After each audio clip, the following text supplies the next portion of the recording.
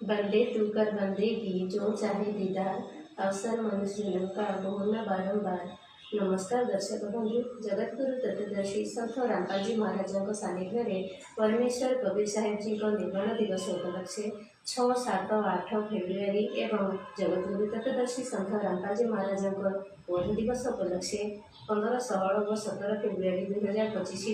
नेपाल समेत भारत विभिन्न शुक्ल आश्रम में महासमागम आयोजन कर आदरणीय गरीबदासी महाराज अमरवाणी अखंड पाठ, जौतुक मुक्त बह, रक्तदान शिविर, निःशुल्क दंत और नेत्र चिकित्सा शिविर आयोजन करसहित शुद्ध देशी घी प्रस्तुत सामूहिक भोजन भंडार व्यवस्था भव्य कार्यक्रम को समस्त मानव समाज को सपरिवार आमंत्रण कर आयोजन स्थल है शुक्ल आश्रम धनाना धाम,